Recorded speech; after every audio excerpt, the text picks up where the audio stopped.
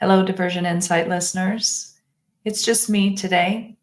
I wanted to talk about something that I have been hearing from others that I've been talking to, if that makes sense. I want to talk about Bluesight's acquisition of Protenus and how it is affecting the current, former, in transition Protenus customers, because the message that I'm hearing from these clients, customers of Protenus are essentially the same. You may have watched the podcast that I did recently with Lauren Forney, the Senior Director of Clinical Strategy for Bluesight.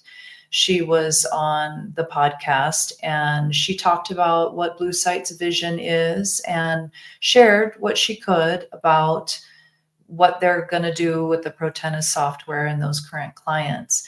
But now that the transition has taken place and customers are being notified, we have a little bit better sense of what we see going on. And that's what I've been hearing from those Protenus customers, is a little bit of consternation actually about this acquisition.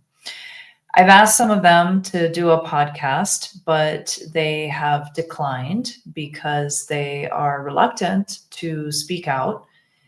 They're in the middle of negotiations, and so I can completely understand their reluctance. So I thought I would just talk about it a little bit.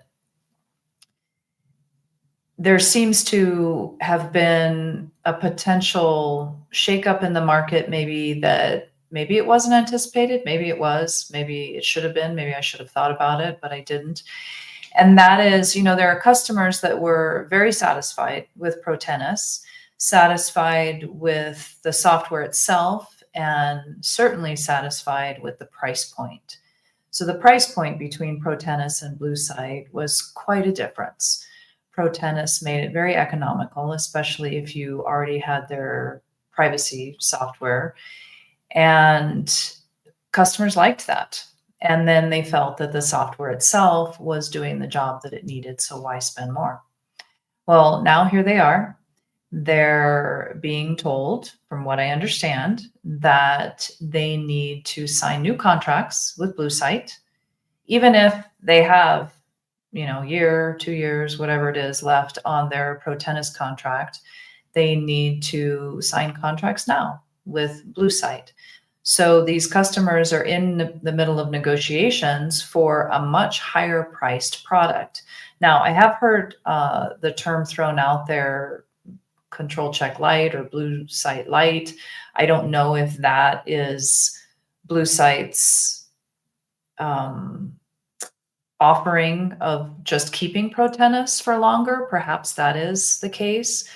But from what I'm hearing from most of the customers is that it's a little bit of a sticker shock in the price. And, whether this happens in your professional life or your personal life, right? If you've got all of a sudden told you need to switch to something and it's going to cost you a lot more and you were perfectly happy with what you had, that's frustrating. I totally get it. So that's where people are. And so what I think is happening is, well, okay, if you're going to make me sign a new contract and pay these prices, then I'm going to do some shopping. And I'm going to see what my other options are before I commit to that.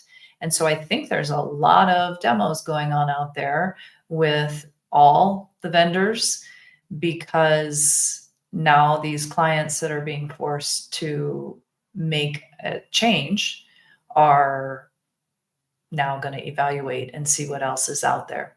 And certainly not on their own time, right? You kind of queue up your projects for what you have time for and what is urgent. But now all of these Protenus customers, it's like now urgent that they have to look at it and make these decisions. So anyway, I have just found it kind of interesting. And for those of you that aren't in the middle of this, I thought you might find it interesting, or even if you are, to know that others are going through the same thing and feeling the same pain and having to make these same decisions. So there might be some interesting things going on in the market. And it's also an opportunity for other vendors probably to pick up some new clients because of this too.